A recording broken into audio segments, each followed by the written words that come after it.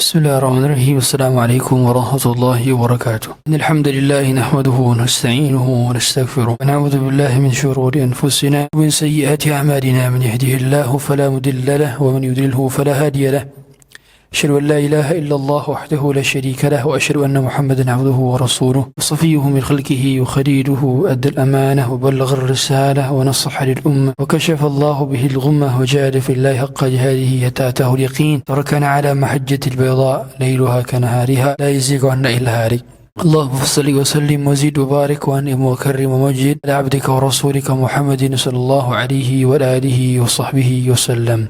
فقال عز من قائل: يا أيها الذين آمنوا اتقوا الله حق تقاته ولا تموتن إلا وأنتم مسلمون. وقال عز وجل: يا أيها الذين آمنوا اتقوا الله وقولوا قولا سديدا يصلح لكم أعمالكم ويغفر لكم ذنوبكم ومن يطع الله ورسوله فقد فاز فوزا عظيما. أما بعد، فإن أصدق الحديث كتاب الله وخير الهدى هدى محمد صلى الله عليه وسلم وشر الأمور محدثاتها وكل محدثة في دين الله بدعة وكل بدعة ضلالة وكل ضلالة في النار. Hadirin hadirat rahmat Allah Subhanahu wa taala. Saat ini kita berada di bulan yang merupakan salah satu dari bulan haram, dan ia adalah bulan Muharram, bulan akhir dari rangkaian 4 bulan haram: Rajab, Dzulqa'dah, Dzulhijjah, Muharram. Sebagaimana Allah katakan dalam surah Taubah 36, Inna iddatash syuhuri indallahi 12 syahran fi kitabillah yawma khalaqas samawati wal arda minha arba'atun hurum dzalika ad-dinul qayyim fala tadlimu fihinna anfusakum. Allah katakan sesungguhnya bilangan bulan di sisi Allah Ta'ala ada 12 bulan di mana dirinya menciptakan langit dan bumi, dan di antara 12 bulan itu ada 4 bulan yang haram. Dan dijelaskan di dalam hadis Nabi sallallahu alaihi wasallam, 4 bulan haram itu adalah thalath mutawaliyat wa Rajab Mudhar, 3 berturut-turut, dan 1 adalah bulan yang dimuliakan oleh suku Mudhar. Jadi kita tahu bersama bahwa bangsa Arab adalah bangsa yang memiliki kebiasaan berperang, dan mereka memiliki bulan-bulan tertentu untuk berperang. Ada bulan-bulan berperang, ada bulan-bulan tidak berperang.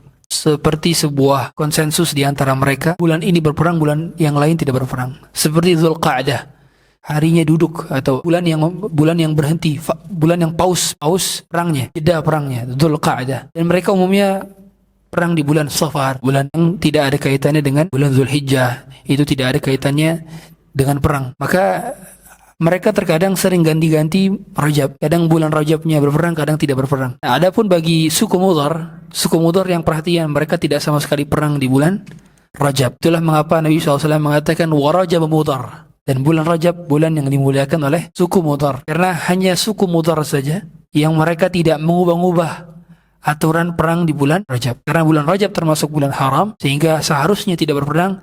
Tapi mereka seringkali yang lain selain suku Mudhar itu mengadakan peperangan juga di bulan Rajab. Wa Rajab Mudhar. 3 berturut-turut, dan satunya adalah bulan Rajab. Yang kalau kita perhatikan urutan daripada 3 bulan ini, 3 bulan berturut-turut. Kenapa Rajab terpisah? Kenapa Rajab terpisah? Rajab itu kan sebelum Sya'ban, sebelum Ramadan. Para ulama mengatakan Rajab sengaja terpisah untuk mempersiapkan Ramadan. Jadi dijadikan bulan haram, 2 bulan prepare-nya agar kita memuliakan bulan Ramadan. Allah sengaja taruh 2 bulan sebelum Ramadan ada bulan haram. Pada yang lain 3 nih berturut-turut, di sini sendiri, gitu. Tujuannya adalah untuk memuliakan bulan Ramadan. Saking mulianya Ramadan, maka Allah jadikan preparation-nya bukan sebulan sebelumnya, tapi 2 bulan sebelumnya. Karena orang tahu bahwa sebulan sebelumnya sudah pasti akan persiapan.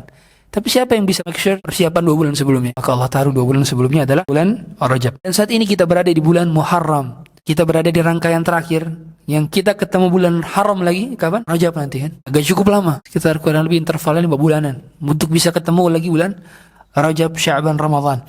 Dan dari itu maka ini adalah chance yang cukup lumayan sempit, di mana kita hanya punya kurang lebih 1 bulan untuk memaksimalkan bulan haram ini. Yang mana kita tahu bersama bahwa bulan haram adalah bulan dilipat gandakannya amal, dan sekaligus akan dilipat gandakan dosa. Para ulama mengatakan maksud daripada dilipat gandakan dosa bukan dilipat gandakan kuantitas, tapi dilipat gandakan kualitas. Karena Allah Ta'ala mengatakan innallaha la yadhlimu mithqala dzarrah. Sungguhnya Allah tidak berlaku zalim. Bahkan Allah Ta'ala mengatakan dalam hadis qudsi, inni haramtu zulma ala nafsi faja'altuhu muharraman bainakum fala tadhalamu. Aku mengharamkan atas diriku kezaliman dan aku haramkan atas kalian kezaliman. Sehingga dalam perkara pemberian hukuman Allah berlaku adil. Tapi dalam pemberian ganjaran minimal dikali 10. Jadi bayangkan, perbuatan keburukan tidak dikali 10. Perbuatan kebaikan dikali 10 minimal. Sehingga misalnya ada orang berbuat dosa 1 kali, berbuat pahala 1 kali tiap hari. Endingnya apa? Masuk surga gak? Karena kebaikan dikali 10, keburukan kali 1. Ini maha rahmahnya Allah. Meskipun tujuan kita bukan meremehkan dosa, tapi kita melihat bahwa Allah Ta'ala ketika mengganjarkan keburukan cuma dikali 1. Itulah mengapa para ulama tidak sepakat ketika dikatakan bahwa Allah melipat gandakan dosa secara perkalian di bulan haram. Tidak. Allah hanya melipat gandakan kualitas hukumannya di bulan haram. Gitu kira-kira. Ada sebagian ulama yang menganalogikan, kalau misalkan seorang menghukum dengan palu dari kayu di luar bulan haram, maka ketika di bulan haram, maka Allah hukumnya dengan palu yang pakai besi. Nah, kira-kira gitu. Sama-sama pakai palu, sama satu pukulan, tapi beda kualitas. Itu maksudnya. Sehingga kita harus pahami diksi ini karena hati-hati. Karena hati-hati, khawatir kita mengatakan Allah zalim kepada janjinya. Itu tidak boleh. Nah, kita mengatakan Allah melipat gandakan kualitas ganjaran dosanya manusia, tapi secara kuantitas Allah melipat gandakan pahala. Jadi kalau pahala dilipat gandakan kualitas dan kuantitasnya, tapi kalaupun dosa hanya dilipat gandakan apa? Kualitasnya saja, tidak kuantitas. Itu yang harus saya paham. Dan kita hari ini akan membahas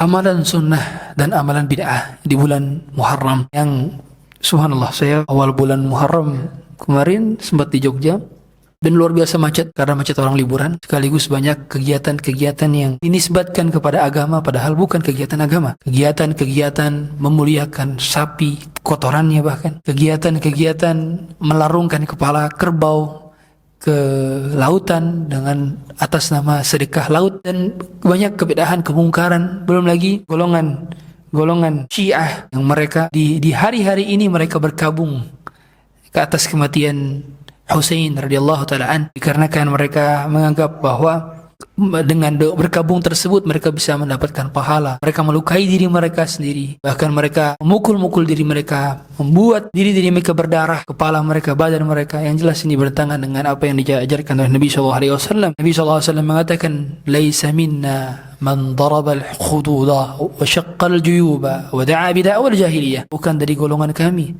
mereka yang kalau ada seorang meninggal di antara mereka memukul-mukul pipi, merobek-robek baju, dan mengucapkan kalimat atau kata-kata jahiliyah. Dan seandainya kita bisa membantah, tentu ada pihak yang lebih layak lagi untuk mereka kabungkan. Seandainya boleh berkabung, boleh meratapi kematian seorang, yaitu Hasan, kakaknya Husain. Karena Hasan lebih mulia daripada Husain, yang meninggal juga saat diracuni.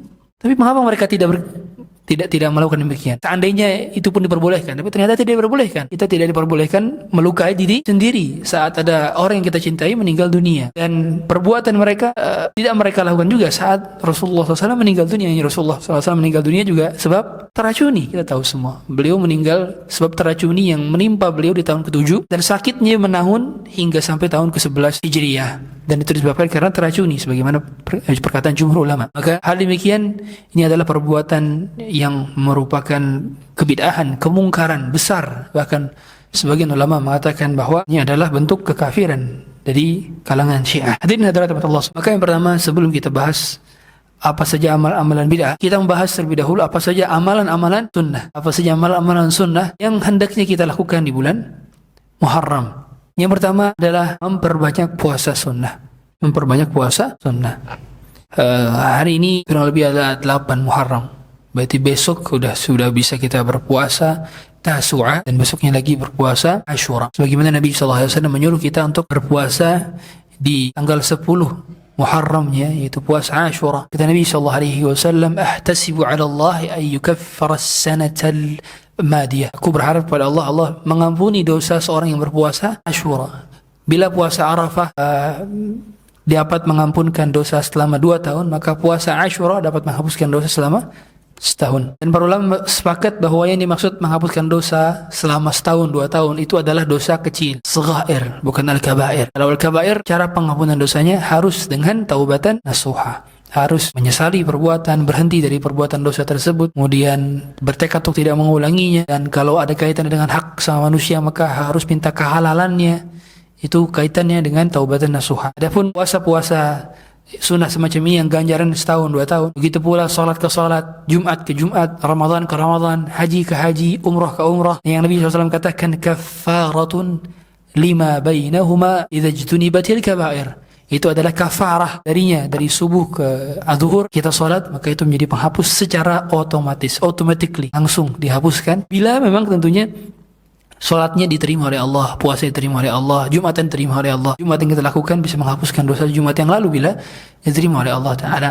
Dan syarat terimanya amal ada ikhlas dan ittiba. Bila tidak ada keikhlasan dan bila tidak ada ittiba, amal yang dikerjakan tidak sesuai dengan sunnah, maka tentu tidak berkonsekuensi, akan dihapuskan dosanya. Sebab syarat diterimanya amalan adalah ikhlas dan ittiba. Hadirin hadirat Allah, berpuasa di Muharram ini adalah kesunahan yang sebetulnya dilakukan oleh Nabi SAW tatkala beliau datang ke Madinah dan beliau melihat orang-orang Yahudi berpuasa di tanggal 10-nya. Dan beliau bertanya kepada orang-orang Yahudi, apa gerangan yang buat kalian berpuasa di tanggal 10 ini? Maka beliau mendengarkan perkataan dari orang-orang Yahudi, dan orang Yahudi mengatakan bahwa al-yawma najjallahu Musa min Fir'aun wa mala'ih. Hari ini Allah menyelamatkan Nabi Musa dari Fir'aun dan bala tentaranya. Maka kita berpuasa sebagai bentuk syukur kita kepada Nabi Musa, kepada nikmat Allah berikan kepada Nabi Musa. Maka Nabi SAW kemudian menyuruh para sahabat untuk puasa juga di tanggal 10 Asyuranya atau 10 Muharramnya, dan beliau mengatakan nahnu ahaqqu bi Musa minhum.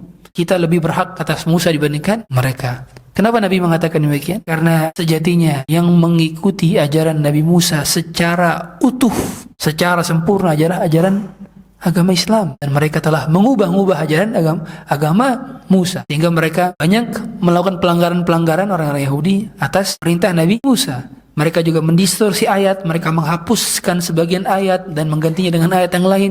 Mereka mendistorsi tafsirannya. Mereka juga membuat aturan-aturan baru yang tidak diajarkan oleh Nabi Musa. Maka Nabi SAW mengatakan, nahnu ahaqqu bi Musa minhum. Kita lebih berhak atas Nabi Musa daripada mereka. Dan ternyata puasanya seseorang di bulan ini, yaitu puasa Asyura, bagian daripada tanda kesyukuran kepada Allah Ta'ala atas kenikmatan yang Allah berikan kepada Nabi Musa. Lihatlah, Nabi Musa diselamatkan berapa ratus atau ribu tahun yang lalu, tapi kita berpuasa sebagai bentuk rasa syukur kita kepada Allah Ta'ala atas kenikmatan. Berarti ada dua faedah. Yang pertama, kita boleh mensyukuri kenikmatan yang Allah berikan kepada orang lain, tentu dengan ibadah yang disyariatkan. Gak bisa kita, wah teman saya jatuh terus diselamatkan, akhirnya saya puasa di hari tersebut. Enggak, itu bukan syariat. Kita tuh membuat syariat, tapi yang jelas kita lihat poin yang diambil. Itu apa?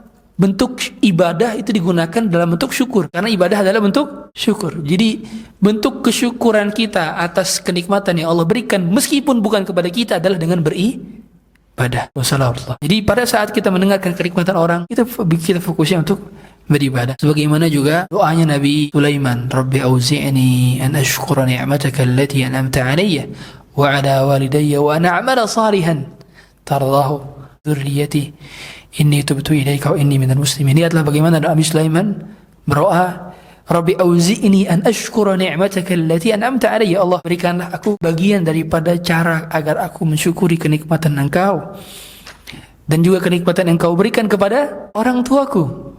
Ta'ala. Kemudian dilanjutkan apa? Salihan tardah, dan agar aku bisa beramal saleh. Kata para ulama, beramal salehnya Nabi Sulaiman sebagai bentuk syukur yang telah Allah berikan kepada dirinya dan orang tuanya, yaitu Nabi Daud. Allah juga Ta'ala mengatakan kepada Nabi Daud, i'malu ala Daud syukra. Beramalah kalian wahai keluarga Daud sebagai bentuk apa? Syukra, sebagai bentuk syukur. Maka puasa adalah bentuk syukur. Maka demikian pula bentuk syukur kita atas kelahiran Rasulullah SAW bukan dengan perayaannya, tapi dengan puasa di hari Senin. Sebagaimana kata Nabi, ketika ditanyakan kenapa beliau puasa hari Senin, maka beliau mengatakan itu adalah hari di mana aku dilahirkan. Sehingga orang yang mengakui mencintai Nabi SAW dan mensyukuri hari kelahirannya dilihat dari seberapa konsisten dia dalam berpuasa hari Senin. Bukan dilihat dari seberapa sering hadir maulid, bukan dilihat dari seberapa senang merayakan perayaan-perayaan maulid, bukan. Dan lagi-lagi beliau pun tidak merayakannya, dan para sahabat pun tidak merayakannya. Seandainya itu adalah perkara yang lebih baik, tentu beliau akan melakukan, karena beliau adalah pihak yang paling semangat dalam beramal soleh. Dan ternyata amal soleh itu bukan dilakukan oleh beliau, sehingga ini bukan termasuk amal soleh. Oleh karenanya kita sebagai bentuk syukur kita adalah dengan berpuasa. Maka orang-orang yang berpuasa, dia senang berpuasa, itu adalah bentuk syukur dalam nikmat yang Allah berikan. Jadi, kalau kita ingin mensyukuri kenikmatan, rajinlah puasa sunnah sebagaimana tanggal 10-nya. Dan Nabi SAW di akhir hayat hidup beliau, maka beliau sempat mengatakan, qabilin la asumanna tasi', kalau seandainya aku dapat hidup tahun depan, aku mau puasa di tanggal 9. Dan dari situ para ulama mengatakan bahwa sunnahnya juga untuk puasa di tanggal 9. Jadi 9 dan 10. Sebagian ulama, mereka menyatakan alangkah baiknya 3 hari langsung. 9, 10, 11. 11 ini bukan karena keutamaannya, tapi supaya mendapati barangkali ada ketidakjelasan tanggalan. Sebagaimana kita tahu semua, kalau bulan Dzulhijjah, bulan Ramadan, orang semua ngelihat hilal, fokus ngelihat hilal. Ada berita 1 Dzulhijjah terjadi pada tahun. Karena penentuan untuk apa? Untuk haji, untuk wukuf di Arafah. Kalau tanggalnya meleset bisa beda, dan penentuan itu untuk puasa Arafah. Ramadan jelas untuk hari raya, dan juga puasa di Dzulhijjah itu untuk hari raya Idul Adha. Penentuan satu Dzulhijjah itu kan penentuan untuk hari raya. Sekarang bulan Muharram orang nggak begitu perhatian. Maka sebagian ulama mengatakan nggak masalah puasa di tanggal 11 juga, sebagai bentuk kehati-hatian, barangkali tanggalnya mundur. Boleh jadi ternyata. Karena kalau kita puasa di 3 harinya, otomatis kita bisa dapat 2 secara pasti. Meskipun yang satunya adalah kehati-hatian. Itu para ulama mengatakan. Bukan karena keutamaan tanggal 11 ya. Karena hadis yang menyatakan bahwa ada keutamaan puasa di tanggal 11 secara khusus, itu hadis tadi dhaif. Tapi seorang berpuasa di tanggal 11 sebagai bentuk kehati-hatian supaya dia dapat tanggalan secara full. Paham maksudnya? Tanggal 9 dan 10 kan patokannya tanggal 9 dan 10 nih. Nah, seandainya mundur, maka dia tetap bisa dapat puasa Asyuranya gitu. Seandainya ada terjadi perbedaan tanggalan ya, karena perbedaan dalam sisi melihat hilal gitu ya. Itu yang pertama dengan berpuasa sunnah, puasa sunnah Asyura. Yang kedua adalah dengan memperbanyak puasa sunnah yang disyariatkan di bulan Muharram. Kalau tadi puasa Asyura, yang kedua adalah memperbanyak puasa sunnah. Puasa sunnah contohnya seperti apa? Ya puasa Senin Kamis, puasa Ayyamul Bid, puasa apa lagi? Puasa Daud. Nah, ini puasa-puasa sunnah yang disyariatkan. Sebagaimana kata Nabi SAW, afdalus siyami ba'da Ramadan siyamu syahrillahil muharram. Sebaik-baik puasa setelah bulan Ramadan adalah puasa di bulan Allah al-Muharram. Nabi SAW mengatakan bahwa Muharram adalah bulan Allah. Lihat, ini pertanda bahwa bulan ini sangat agung, sehingga saking agungnya dinisbatkan kepada Allah. Agung sekali. Kita tahu semua, segala hal yang dinisbatkan kepada Allah berarti memiliki keagungan yang di atas rata-rata. Sebagaimana Ka'bah dinamakan Baitullah, rumahnya Allah.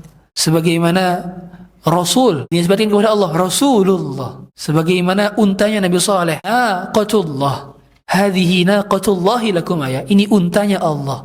Untanya Allah, bayangkan, untanya Allah. Bukan berarti di situ bahwa berarti apa namanya? Itu dalam hal penghinaan kepada Allah, bukan. Justru itu dalam hal kemuliaan suatu yang disebutkan kepadanya. Sehingga Allah menisbatkan dirinya kepada beberapa makhluknya, tujuan untuk memuliakan sebagian daripada makhluknya. Dan ternyata dalam hal ini bulan Muharram dipilih oleh Rasulullah SAW sebagai bulan yang dinisbatkan langsung kepada Allah. Ya syahrillahil muharram. Orang mengatakan maksud daripada syahrullah adalah 4 bulan yang haram. Dan dari 4 bulan haram ini, yang terbaik untuk paling banyak puasa adalah bulan Muharram gitu. Jadi tingkatan yang pertama kan kalau puasa yang full itu apa? Ramadan, jelas. Yang kedua Sya'ban. Yang paling Nabi SAW hampir penuh itu bulan Sya'ban. Hampir penuh tapi tidak penuh. Yang ketiga dari rangkaian 4 ini yang paling banyak dan paling afdol adalah puasa apa? Muharram. Itu tingkatannya. Tingkatan urutannya, urutan sebaik-baik berbanyak puasa sunnah. Ya, puasa sunnah di bulan Muharram. Dan para ulama mengatakan bahwa tidak boleh ada puasa sebulan full kecuali hanya di Ramadan. Sehingga kalau di bulan Muharram ini puasanya nggak full, minimal kita Daud, maksimal kita Daud. Dan orang yang sudah puasa Daud maka tidak dianjurkan puasa sunnah yang lain. Meskipun lewat dengan bulan apa? Lewat dengan Muharram. Sebagian ulama meskipun lewat dengan Arafah. Kalau sudah puasa Daud dia nggak perlu lagi puasa, karena itu sudah adalah puncaknya puasa. Karena kata Nabi SAW, afdalus salah salatu Daud wa afdalus siyam siyamu Daud. Sebaik-baik salat adalah salatnya Daud. Gimana salatnya Daud? Nabi Daud, kana yanamu nisfal lail wa yaqumu thuluthahu wa yanamu sudusahu. Salatnya Nabi Daud adalah tidur setengah malam, kemudian bangun sepertiga malam, tidur lagi 1/6 malam. Gimana hitungannya itu?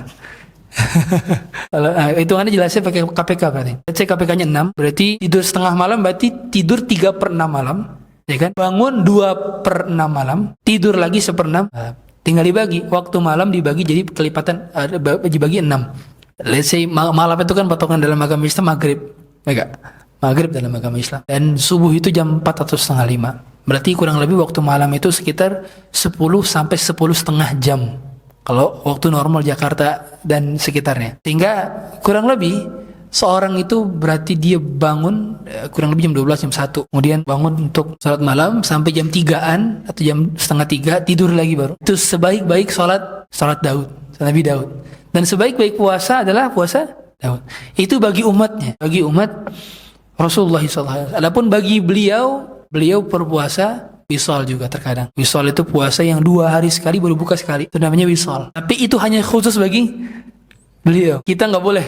Kalau kita haram puasa wisal. Sebagaimana ada sahabat dahulu yang pernah bertanya kepada Rasulullah, "Ya Rasulullah, innaka tusal." Sungguhnya engkau berpuasa wisal ya Rasulullah. Kata beliau apa? "Inni lastu kahiyatikum." Aku tidak seperti kalian. "Inni ut'amu wa usqa." Aku diberi makan dan diberi minum. Sehingga kata ulama, di antara mujizat Nabi SAW adalah beliau punya energi meskipun tidak makan dan tidak minum. Ini di antara mujizat beliau.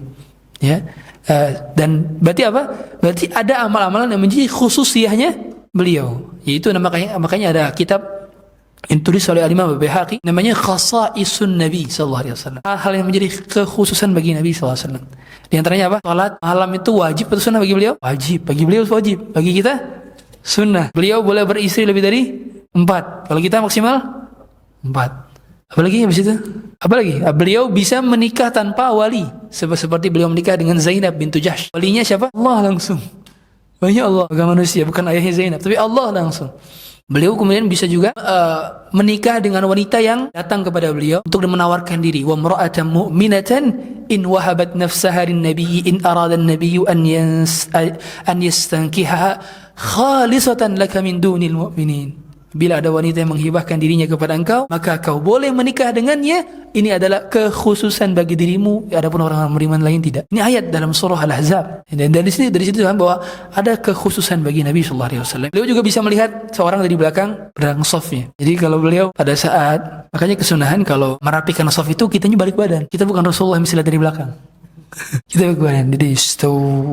Jadi lurusin. Yang belakang maju ke depan. Jadi lihat ke belakang. Bukan cuman tadi dulu, tapi imamnya ke depan. Nah, itu di antara kesunahan. Karena kalau Nabi SAW beliau bilang katakan, "Ini ara min wara'i dhahari." Aku melihat dari belakang punggungku. Itu kata beliau dalam hadits Tirmidzi. Sahih. Dan dari situ banyak kemujizatan beliau dan banyak juga khasa'isun nubuwah. Itu kita bisa pelajari agar kita semakin mengagungkan Rasul kita sallallahu alaihi wasallam. Kemudian di antara kesunahan di bulan Muharram adalah berarti memperbanyak amalan kebaikan sunnah lainnya. Di antaranya adalah bersedekah lebih banyak di antara bulan yang lainnya. Kemudian salat malam lebih banyak daripada bulan lainnya. Karena bulan Muharram adalah bulan di mana kita bisa dilipat gandakan pahalanya. Kita tahu bahwa sesuatu hal yang haram, jadi dikatakan haram, bulan haram, tanah haram. Berarti itu ada apa? Ada tambahan pahala yang dilakukan di sana dan ada peningkatan kualitas dosa yang dilakukan di sana. Hingga orang yang bermaksiat di tanah haram berbeda dengan orang yang bermaksiat tanah halal. Orang yang sholat di tanah haram berbeda orang yang dengan sholat yang tanah halal. Gitu kan. Tanah haram, sebagian wilayah Makkah tanah haram, sebagian wilayah Madinah tanah haram. Kalau yang menentukan batasan-batasan kota Makkah sebagian tanah haram adalah Nabi Ibrahim. Yang menentukan batasan tanah-tanah haram di bulan di kota Madinah adalah Rasulullah SAW. Sebagaimana beliau mengatakan, "Inni haramtul Madinata kama harrama Ibrahim Makkah." Gitu kata Nabi. Aku mengharamkan sebagian kota Madinah menjadi tanah haram sehingga ada kalau kita umrah itu haram start here gitu. Tanah haram startnya di sini gitu. Dan itu sudah ditentukan batasnya dengan Nabi SAW. Sehingga orang yang beribadah di sana, itulah sebagian mengatakan mendapatkan pahala 100.000 lebih utama dari sholat di masjid lainnya. Itu juga include tanah haramnya. Sehingga tidak perlu khawatir ibu-ibu. Yang ibu-ibu kan kita tahu lebih utama sholat di mana? Di kamarnya kan ya.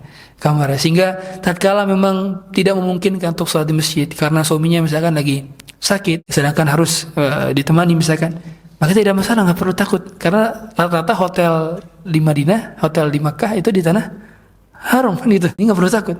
Karena sebagian saat saya nggak dapat 100.000, nggak dapat. Karena masih di tanah haram, ya. Tanah haram gitu. Meskipun kalau bagi laki-laki top yang lebih utama di mana? Di masjid, jelas bagi laki-laki. Bahkan sebagian ulama menganggap fardu ain. Salat berjamaah di masjid itu fardu ain bagi laki-laki yang enggak salat tanpa uzur maka berdosa. Kemudian hadirin hadirat Allah Subhanahu wa taala, kita melanjutkan tentang amalan-amalan bid'ah di bulan Muharram. Ini lebih banyak. Ya, lihatlah amalan sunnahnya sedikit kan, amalan bid'ahnya banyak. Kenapa para ulama mengatakan apa? Amalan bid'ah itu selalu merepotkan. Selalu merepotkan, selalu menyusahkan dan selalu membuat sulit. Itu ciri khas amalan bid'ah. Mengapa? Makanya sunnah itu sederhana. Sunnah itu sederhana dan bid'ah pasti menyusahkan. Kita akan sebutkan satu persatu apa saja bid'ah-bid'ah yang terjadi di bulan Muharram yang banyak dikerjakan oleh orang-orang. Yang pertama, keyakinan bahwa bulan Muharram adalah bulan sial. Keyakinan bahwa bulan Muharram adalah bulan sial. Banyak di antara kita atau di antara orang-orang tua kita itu nggak mau nikahin anaknya di bulan Muharram. Coba lihat nanti bulan ini kondangan seberapa banyak. Kita lihat. Bandingin sama bulan Syawal, bandingin sama bulan-bulan lainnya. Akan jauh lebih sedikit. Karena di sebagian daerah mereka nggak mau nikahin anak di bulan Suro, nggak mau. Karena takut sial. Dan kita yang sudah kenal sunnah, apalagi kita ada tokoh masyarakat, tokoh agama yang terlihat dihormati oleh sebagian masyarakat. Saran saya, nikahilah anak di bulan ini. Sebagaimana Nabi SAW menikah dengan Aisyah di bulan Syawal. Yang pada saat itu kondisinya masyarakat takut untuk menikah di bulan Syawal karena khawatir berujung perceraian, khawatir sial pernikahannya. Tapi beliau sengaja nikah di bulan Syawal supaya orang-orang tahu bahwa tidak ada kesialan sama sekali menikah di bulan ini. Gitu. Jadi waktu itu tidak memiliki kesialan. Jadi Islam itu agama yang kita tidak boleh menganggap suatu hal sebagai sebab kalau bukan sebab. Hingga tidak boleh menganggap waktu sebagian waktu sial, sebagian tempat sial bila tidak ada dalil yang menjelaskannya. Nah, gitu. Allah mengatakan sial itu adalah perbuatan kita yang kita lakukan, bukan terkait dengan waktu dan tempat. Sehingga kalau hari sial, hari sial ini hari Selasa, hari sial emang Selasa nih sial. Enggak, Anda bermaksiat di hari tersebut itulah hari sial Anda. Anda berdosa di hari apapun, itu adalah hari sial Anda. Karena hari di mana kita jauh dari Allah itu adalah hari sial. Hari di mana kita bermaksiat, hari di mana kita melakukan kesyirikan, hari di mana kita melakukan kebid'ahan, hari di mana kita melakukan maksiatan adalah hari sial buat kita. Dan hari terbaik adalah hari di mana kita bertaubat kepada Allah. Hari terbaik. Sebagaimana dahulu Ka'ab bin Malik, kita tahu semua. Ka'ab bin Malik itu ketika di hari ke-50-nya, beliau diboikot selama 50 hari. Dari atas rumahnya, di hari ke-50 pada subuh, orang bersorak-sorai mengabarkan kepada Ka'ab bin Malik yang sedang di atas rumahnya. Wahai Ka'ab, sungguhnya taubatmu diterima. Wahai Ka'ab, taubatmu diterima. Ka'ab kemudian ngapain? Tersungkur dan sujud, menangis. Taubatnya diterima oleh Allah. Kemudian Ka'ab bin Malik segera berlari menuju Nabi SAW. Setelah lari menuju Nabi SAW, Ka'ab disampaikan oleh Nabi SAW, Abshir bi khairi yawmin marra alayka munzu waladatka ummuk. Berilah kabar gembira atau bergembiralah di hari terbaik yang pernah kau lewati selama kau hidup dari semenjak kau dilahirkan dari perut ibumu, katanya. Subhanallah. Abshir bi khairi yawmin marra alayka munzu waladatka ummuk. Ini adalah hari terbaikmu, hai Ka'ab.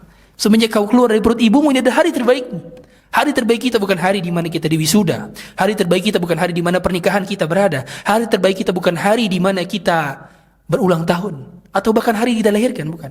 Hari terbaik kita adalah hari di mana kita dilahirkan kembali. Itu tatkala kita bertaubat kepada Allah. Itulah hari. Dan ternyata dalam Islam tidak ada hari sial, tidak ada bulan sial, tidak ada tempat sial. Itulah mengapa kita tahu semua hadis ketika Nabi SAW setelah perang Uhud.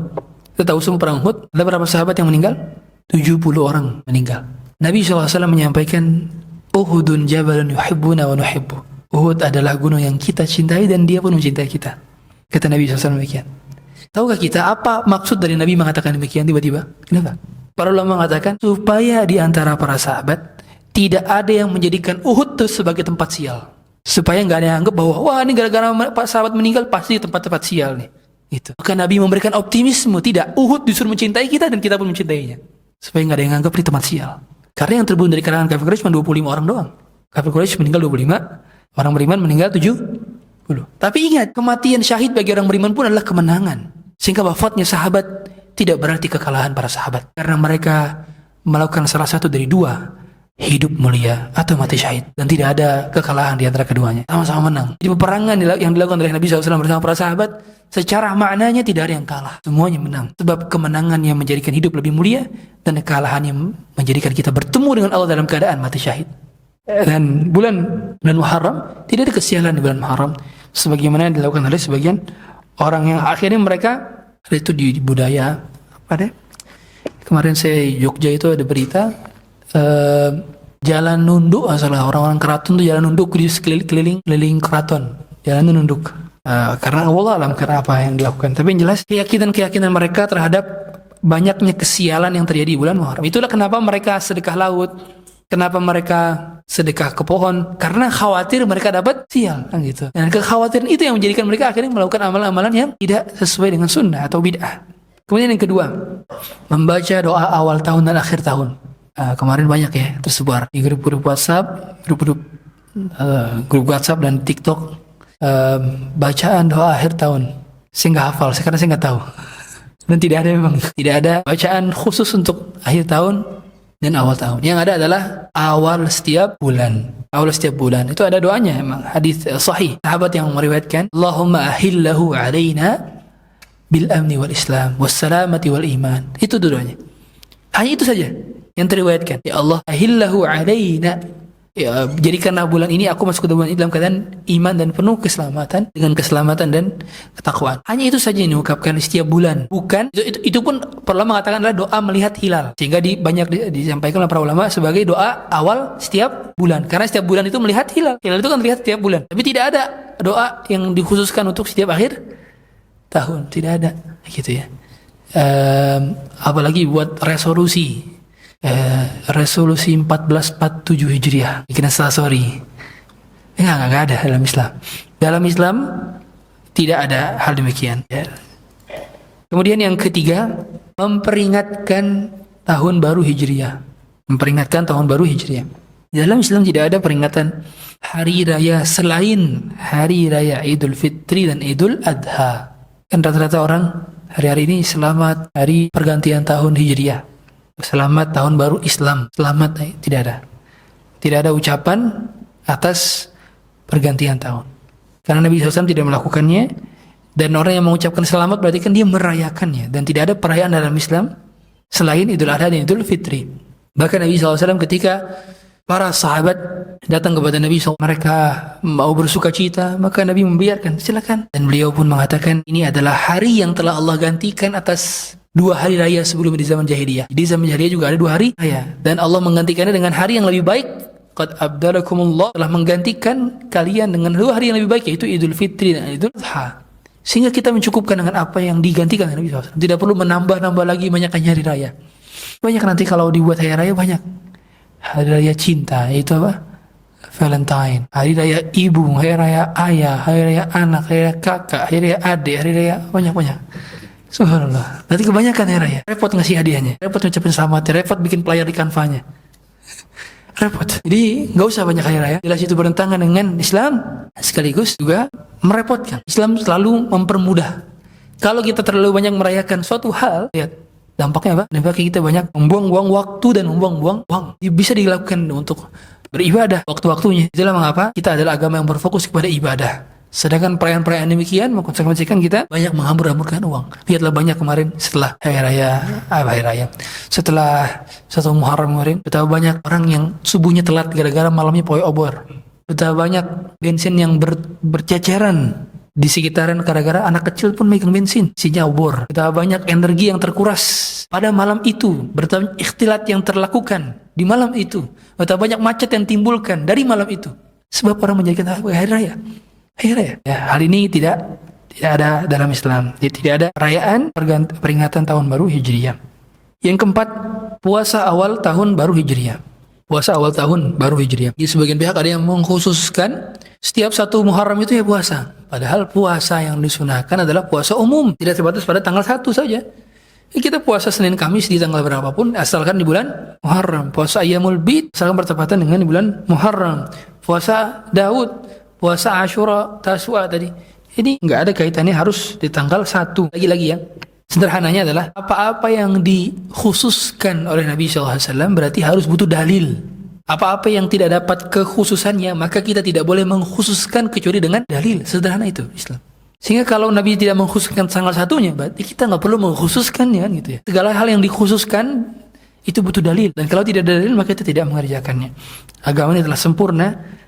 Karena siapa yang menyangka bahwa agama ini tidak sempurna atau kurang, berarti menyangka dan menganggap bahwa Rasulullah SAW khianat dalam perkara menyampaikan amanah wahyu. Orang yang masih menambah-nambah amal ibadah berarti menganggap bahwa Rasulullah SAW tidak sempurna mengajarkan kepada kita tentang ibadah, dan dia menganggap bahwa Rasul khianat. Ini bertentangan dengan apa yang menjadi keimanan kita untuk mencintai Rasulullah SAW. Kemudian yang kelima, menghidupkan malam pertama bulan Muharram. Jadi amalan menghidupkan malam. Jadi malam ini kita takbiran aja di masjid misalkan.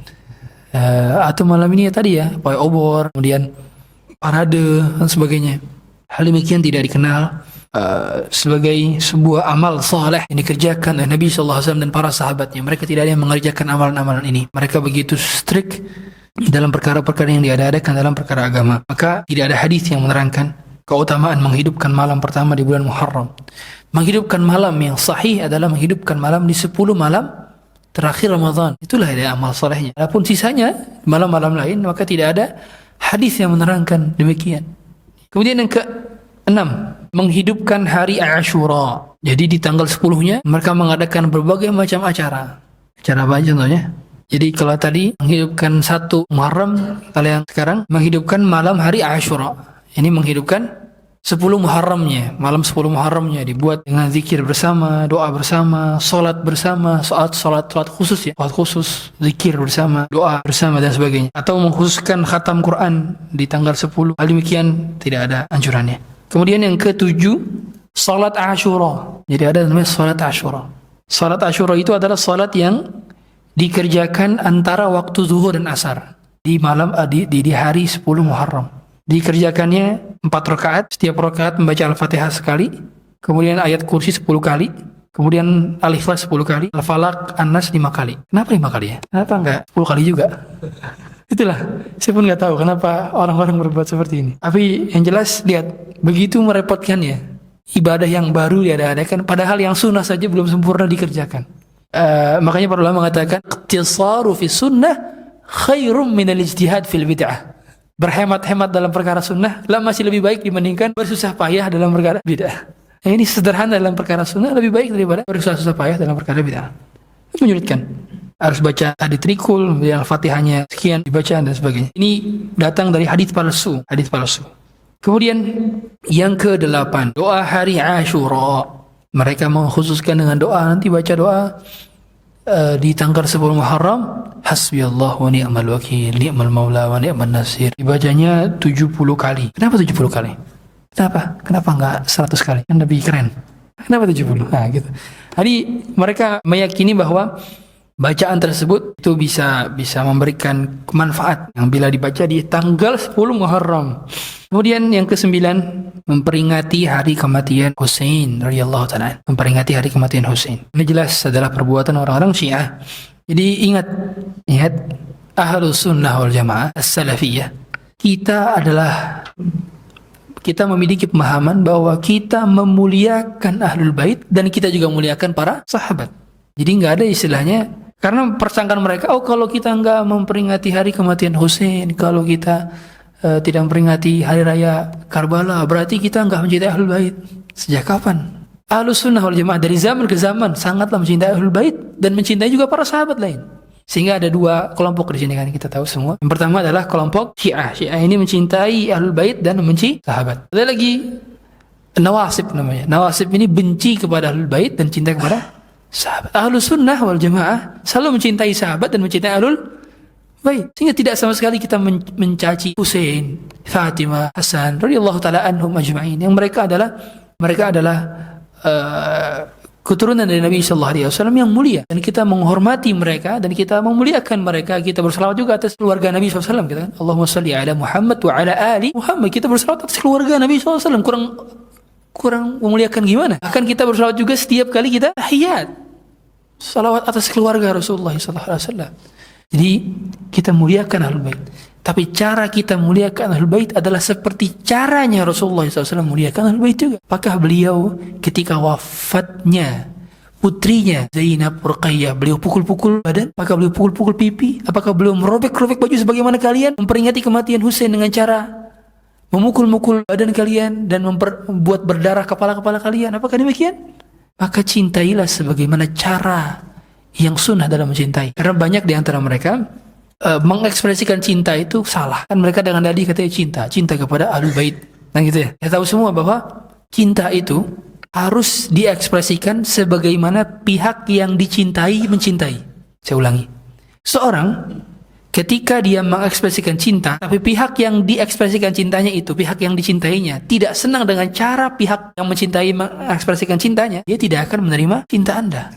Sederhana. Contoh, saya mau memberikan hadiah kepada orang yang saya cintai, tapi hadiahnya adalah kotoran. Saya anggap ini adalah ekspresi cinta saya. Diterima? Nggak diterima. Karena pihak yang saya cintai tidak suka dengan ekspresi cinta saya. Kan gitu ya. Maka, itulah mengapa Allah Ta'ala mengatakan, Qul in kuntum tuhibbunallah fattabi'uni yuhibbukumullah. Kalau kalian cinta kepada Allah, maka ikutilah aku. Jadi cinta itu selalu mengkonsekuensikan kepada pengikutan, kepada contoh, kepada teladan, kepada mengikuti, kepada menyepakati. Love leads to following, love leads to imitating. Jadi cinta itu selalu mengikuti. Jadi kalau ada orang mencintai tapi tidak mengikuti sunnahnya, dipertanyakan cintanya. Makanya ada ungkapan dari syair Arab, fa innal muhibba liman yuhibbu muti'u. Orang yang mencintai pasti taat dengan pihak yang dicintai, kan gitu. Jadi kalau di antara mereka kita mencintai Rasulullah sallallahu alaihi wasallam, kita ini, tapi ternyata dalam sikapnya, perbuatan jauh dari sunnah Nabi sallallahu alaihi wasallam. Dalam pengamalan syariatnya jauh dari Nabi sallallahu alaihi wasallam. Apa yang benar-benar kamu cintai kalau gitu? Jujurkah cintamu kepada Nabi sallallahu alaihi wasallam? Jujurkah cintamu kepada Ahlul Bait? Yang Ahlul Bait saja bila melihat bagaimana sikapmu hari ini tidak akan mau. Bila seandainya Husain hidup hari ini melihat bagaimana tindakan orang-orang Syiah, tentu akan murka. Yang mana Husain dan Hasan dan Husain sebagaimana dijamin surganya Nabi SAW. Kata Nabi SAW, huma sayyida syababi ahlil jannah. Mereka berdua akan jadi pemimpin pemudanya di surga. Dijamin surga. Yang mana perbuatan mereka selaras dengan sunnah Nabi SAW. Maka sangat mustahil mereka melihat kalian ridha sekalian dengan perbuatan kalian hari ini, wahai orang-orang Syiah. Ya. Maka yang demikian kita terus waspadai, karena di hari-hari ini banyak yang sudah terjangkit karena TikTok. Banyak influencer Syiah itu sudah berani berargumentasi dan berani untuk mengungkapkan keresahan-keresahan mereka. Ini banyak yang jadi syubhat bagi anak-anak muda kita. Mau tidak mau kita harus counter. Tiap tahun harus ada counter yang semacam ini. Karena kalau nggak demikian, anak-anak muda kita akhirnya terlena dengan penjelasan-penjelasan semacam itu. Dan mereka seringkali membolak-balikan fakta dengan cuplikan-cuplikan kisah-kisah. Wah, ini bagaimana mungkin kita bisa mencintai sahabat yang memerangi sahabat lainnya? Bagaimana mungkin kita mencintai Aisyah perang dengan lawan Ali bin Abi Thalib? Gitu-gitu. Diksinya gitu-gitu. Ingat, ini mauqif Ahlus Sunnah wal Jamaah. Ahlus Sunnah wal Jamaah selalu hati-hati membicarakan peristiwa-peristiwa fitnah yang terjadi di zaman sahabat. Jadi nggak boleh sembarangan orang menceritakan perang Jamal, menceritakan perang Siffin, sembarangan, secara sporadis. Ini gara-gara emang sahabat yang ini keliru, ini gara-gara sahabat yang ini berdosa sekali, gitu. Hati-hati. Ini kata Syekhul Islam Ibnu Taimiyah. Ciri asal sunnah itu berhati-hati mengungkapkan kekeliruan sahabat. Hati-hati. Yang kita tahu semua, sahabat jumlahnya ketika Rasulullah SAW wafat itu 120.000 orang. Sedangkan yang ikut perkhilafan di antara perang Siffin, perang Jamal hanya puluhan orang. Berarti berapa persentasenya? Berapa? 1% aja nggak nyampe. 1% aja tidak sampai. Artinya jangan sampai kita mengeneralisir. Dan kita tahu semua kaidah kenapa Allah Ta'ala menjadikan adanya peristiwa perang Siffin, perang Jamal, perang antara Ali dengan Muawiyah, perang antara Aisyah dengan Ali bin Abi Thalib radhiyallahu ta'ala anhum ajma'in. Kenapa? Ulama mengatakan agar kita tahu bahwa para sahabat tidak maksum secara individu, tapi mereka maksum secara kolektif. Yang maksum secara individu hanyalah Rasulullah SAW. Tapi para sahabat tidak maksum secara individu. Sehingga nantinya ketika ada khilaf antara sahabat satu dengan sahabat lainnya, yang diikuti adalah perkataan Rasulullah SAW. Itu hikmahnya. Hikmah kenapa terjadi peristiwa itu? Karena yang selalu jadi argumen orang-orang Syiah itu kayak gini. Ini kan gimana mungkin kita mencintai seorang yang pernah berdusta kepada Nabi SAW tatkala Aisyah mengungkapkan suatu perkataan kepada Hafsah, idh asarra an-nabiyyu ila ba'di azwajihi haditha. Tatkala Nabi merahasiakan sebagian percakapannya, dan saat itu pernah terjadi percakapan antara Hafsah dengan Aisyah yang ingin apa? Ngapain? Mengatakan bahwa Nabi mulutnya tidak berbau aroma enak setelah pulang dari rumahnya Zainab. Akhirnya Nabi mengharamkan apa? Madu. Ini kan kekeliruan yang sesederhana itu, dan tidak boleh kita menjadikan peristiwa itu sebagai kita untuk melaknat Aisyah, mencaci Hafsah dan sebagainya. Dari mereka itu seperti itu. Mereka selalu menjadikan peristiwa-peristiwa yang seperti itu dibolak-balikan faktanya, dijadikan sebagai perkara besar sehingga layak untuk dilaknat orang-orang semacam ini. Bagaimana mungkin Anda melaknat seorang di mana dirinya, tubuhnya dijadikan tempat bersandar oleh Nabi SAW ketika Nabi mau meninggal dunia? Bagaimana Anda mungkin melaknat seorang yang Nabi SAW sangat sedang berada di rumahnya dan wahyu tidaklah turun kecuali paling sering ketika Nabi SAW berselimutkan bersama Aisyah? Bagaimana Anda melaknat seorang ketika namanya adalah nama yang paling pertama kali disebut oleh Nabi SAW tatkala ditanya, "Ya Rasulullah, man ahabbun nasi ilaik?" Ya Rasulullah, siapa manusia yang paling dicintai engkau? Maka beliau mengatakan siapa? Aisyah. Anda melaknat orang yang disampaikan Nabi adalah pihak yang paling dicintai olehnya? Bagaimana mungkin? Ini bantahan telak kepada mereka orang-orang Syiah. Dan lagi-lagi rata-rata mereka adalah orang-orang yang tidak diberi taufik untuk belajar kebenaran, sehingga pemahaman mereka keliru. Dan dari banyak peristiwa hari-hari ini semakin faham mauqif kita, bagaimana posisi Ahlussunnah wal Jamaah ketika melihat perangan antara Iran dengan Israel. Semakin tahu bahwa secara pemahaman dari dahulu Syiah adalah orang yang pintar memporak-balikan fakta dan senang kali berbuat kedustaan dari dulu. Itu kita harus paham sehingga tidak terlalu terpukau dengan apa yang mereka lakukan. Kemudian hadirin yang Anda teman-teman subhanahu wa ta'ala, yang ke-10, peringatan hari sukacita. Jadi kalau sebaliknya tadi, orang-orang Syiah adalah mereka yang berkabung di bulan-bulan ini. Adapun Nawasib sebaliknya. Nawasib ini kontra dengan Syiah. Mereka justru berbahagia, bersukacita dengan orang-orang dengan hari-hari ini karena kematian daripada Husain radhiyallahu ta'ala. Mereka bergembira. Nawasib, orang-orang Khawarij. Adapun Ahlussunnah wal Jamaah fokusnya kemana? Ke ibadah, ke puasa. Tidak fokus berkabung, tidak fokus juga berbahagia. Ahlussunnah selalu pertengahan. Fokusnya beribadah. Sebagaimana? Karena yang merintahkan untuk beribadah adalah Rasulullah SAW. Rasulullah yang suruh kita untuk berpuasa tanggal 10-nya. Bahkan beliau juga pengen berpuasa di tanggal 9-nya. Beliau mengatakan bahwa puasa paling baik setelah bulan Ramadan adalah puasa bulan Muharram. Ini berpuasa paling banyak. Jadi jelas mauqif kita adalah fokus kita di bulan ini adalah perbanyak puasa sunnah. Fokus kita. Kemudian yang terakhir, ritual dan adat istiadat kesyirikan.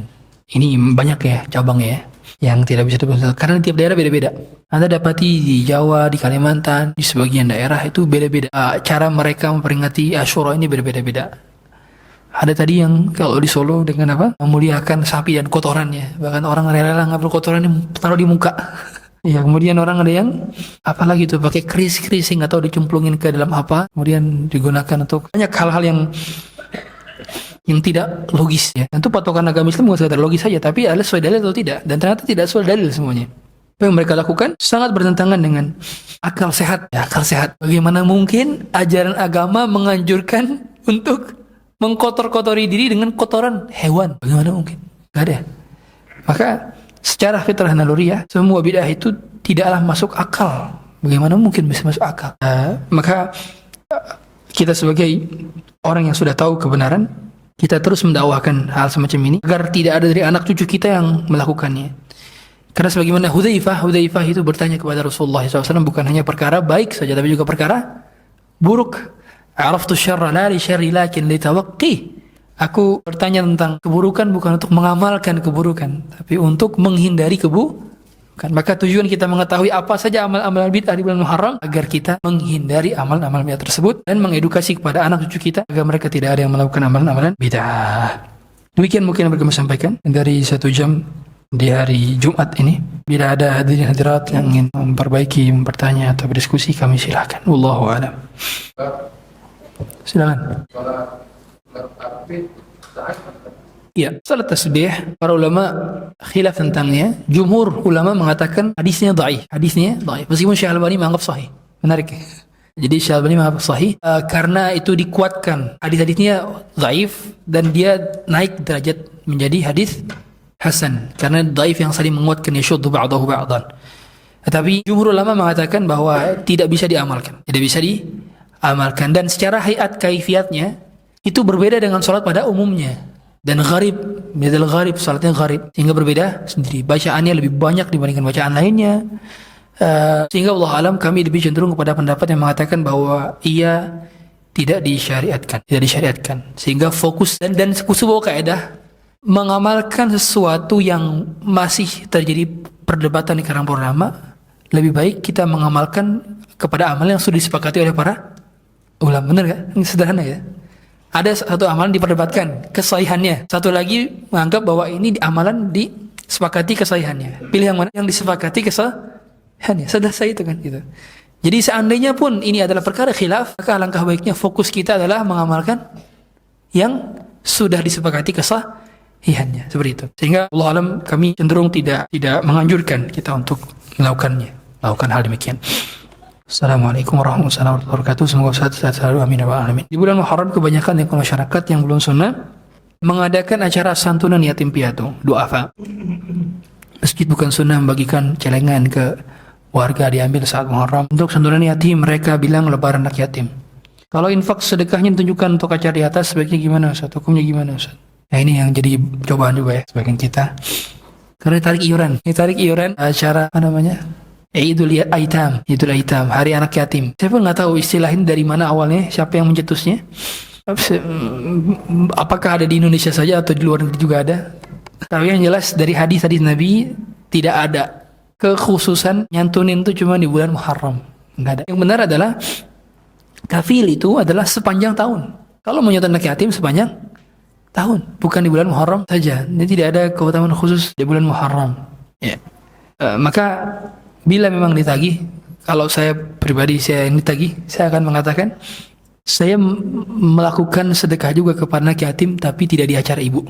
Sehingga kita juga sedekah juga ke anak yatim tapi di luar acara. Karena khawatir kalau kita sumbang untuk acara, akhirnya dia gunakan untuk operasional acara, untuk beduknya, untuk bagian ketepang-teplingnya, audio sistemnya, alat musiknya, khawatir pakai buat itu. Lebih baik kita sedekah tempat lain dan bisa kita katakan maaf saya tidak ikut acara seperti ini. InsyaAllah nggak akan termudarat. Yang akan termudaratkan dengan mengungkapkan kata demikian. Dengan sopan santun kita sampaikan bahwa kita tidak ikut kontribusi acara ini. Ataupun kita bisa mengalihkan, saya mungkin bisa sumbang bukan untuk acara ini Bu, tapi untuk kegiatan bersih-bersih tiap pekan. Ini Bu, ini bisa kita sampaikan demikian.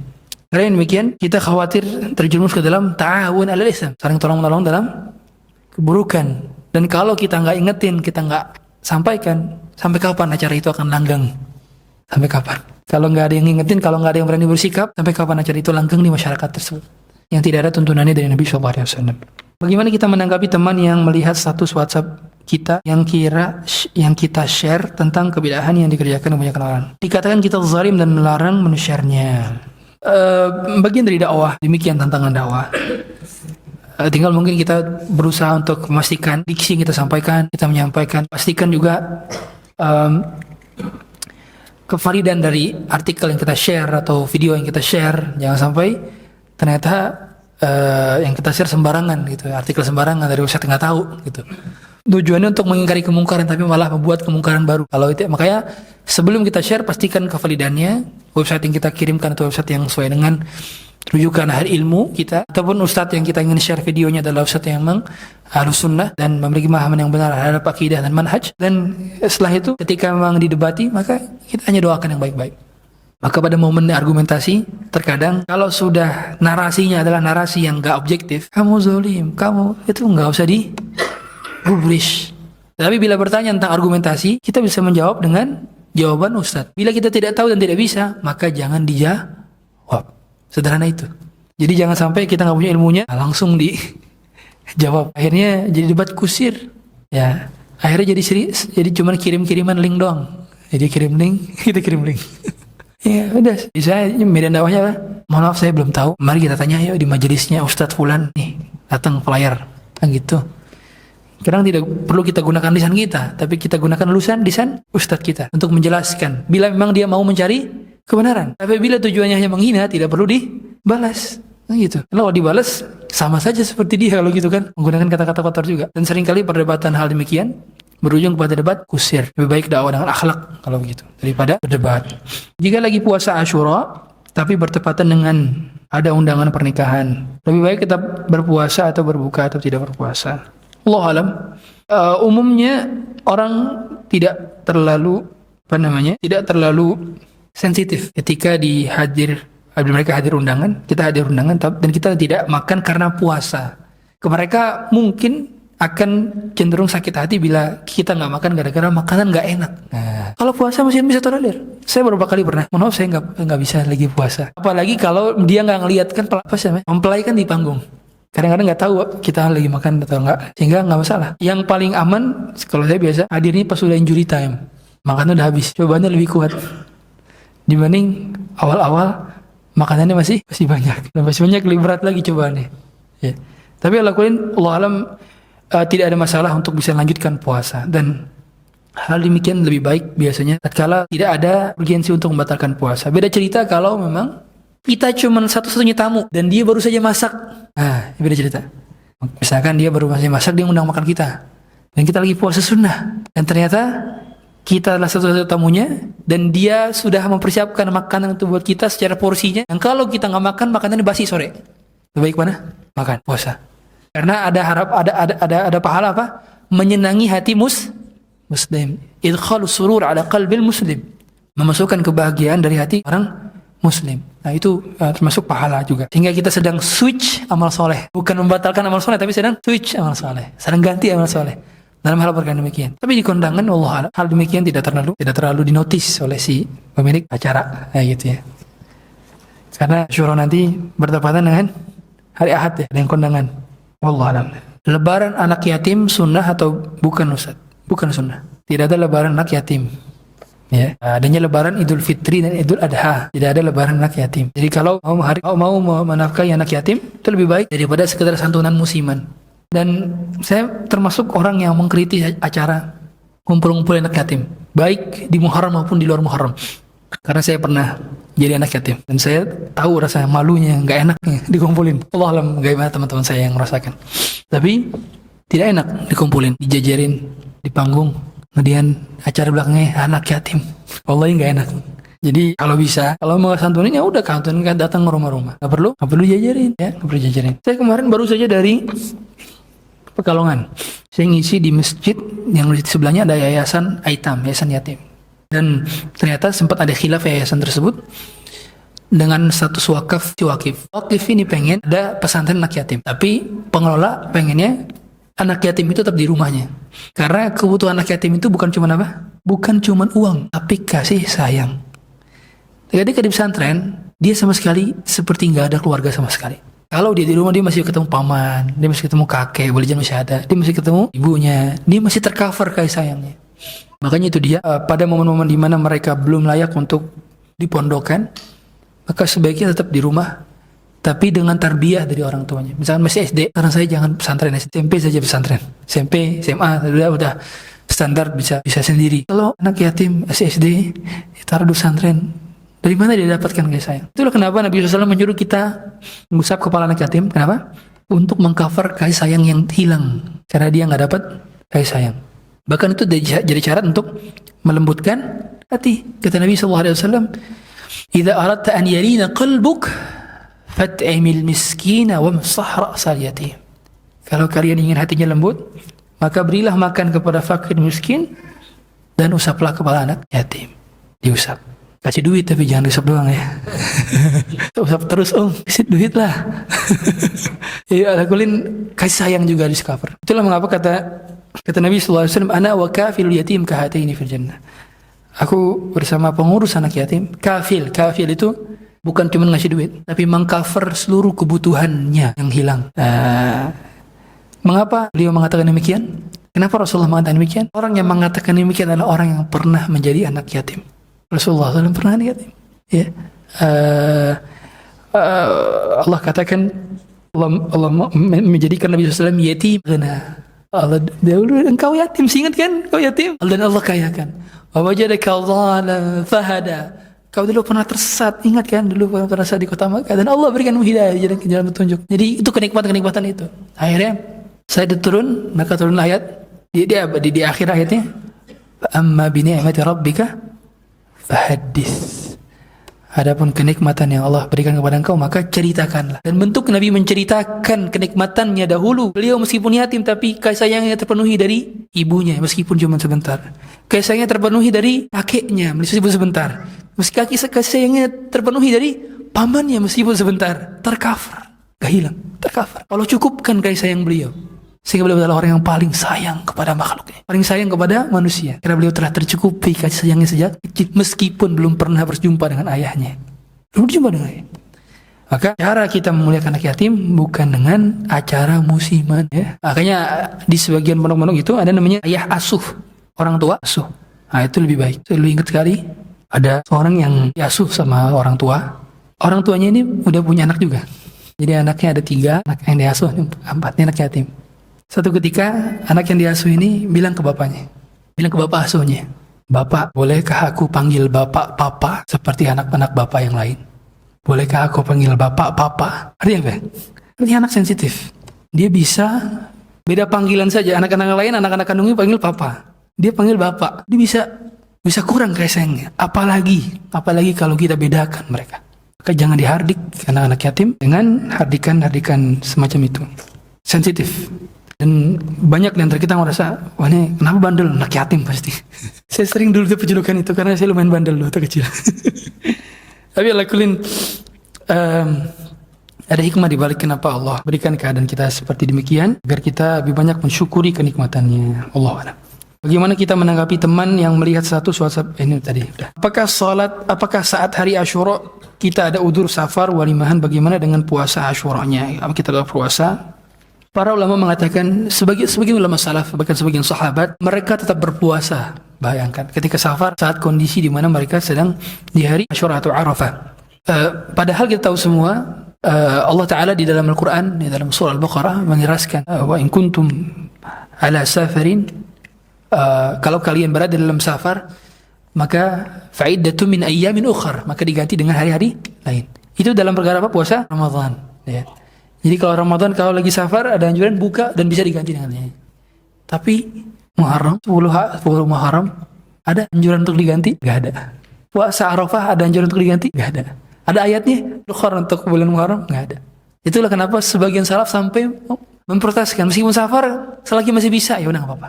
Tapi bila itu memudaratkannya, maka barulah dia membatalkan. Dan seorang yang sudah punya kebiasaan berpuasa ketika lagi mukim, maka pada saat safar tetap dapat pahala puasa. Sebagaimana kata Nabi, du'a safar kutiba lahu ma kana muqiman sahihan.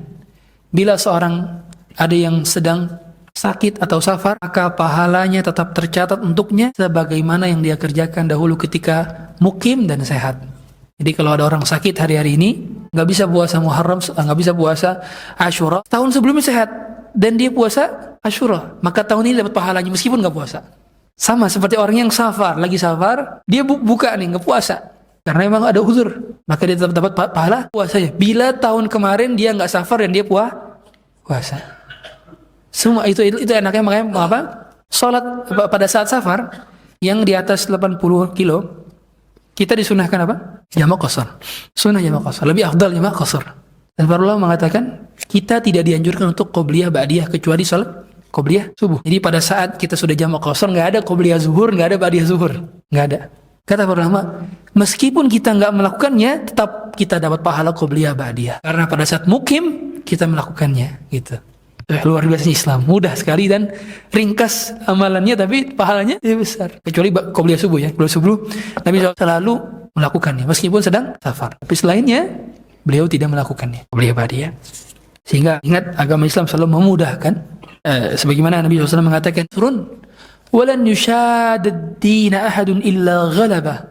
Sesungguhnya agama kita agama yang mudah dan tidaklah ada orang yang mempersulitnya kecuali pasti akan dikalahkan. Maksudnya akan kalah, akan gagal, akan sulit untuk kehidupannya. Jadi apa-apa yang mudah itu datang dari syariat. Apa yang tidak mudah maka datang dari kebid'ahan yang dibuat-buat oleh sebagian manusia. Silakan akhir. Wassalamualaikum warahmatullahi wabarakatuh. Ada suatu sunat, ada suatu puasa. Dengan puasa ya, para ulama mengatakan bahwa puasa mutlak bisa saja dilakukan di dalam puasa juga. Ada kemutlakan juga dalam hal puasa. Puasa sunnah mutlak. Tetapi ia adalah puasa yang tanpa sebab. Oleh karenanya tetap lebih baik kita ada sebabnya. Jadi tingkatannya paling rendah. Tetap dia ada syariatnya, tapi tingkatannya paling rendah. Maka sebaiknya kita tidak melakukannya kecuali kecuali ada dalilnya, kecuali sudah ada keutamaan dari amalan tersebut. Karena kita tahu semua keutamaan pada saat 10 awal Dzulhijjah. Nabi SAW mengatakan apa? Ma min ayyamin al-amalu shalihu fihin. Ada amalan yang dikerjakan di 10 awal bulan Dzulhijjah lebih baik daripada jihad fisabilillah. Dan ternyata amal soleh itu termasuk gak puasa? Termasuk. Makanya sebagian ulama ada yang full puasa 10 awal Dzulhijjah itu full. Puasa apakah dia? Maka para ulama mengatakan itu adalah puasa sunnah mutlak. Puasa sunnah mutlak. Sehingga ada dia perlakuannya ada. Meskipun ini khilaf lagi para ulama mengatakan. Ada yang mengatakan tidaklah jangan sampai full.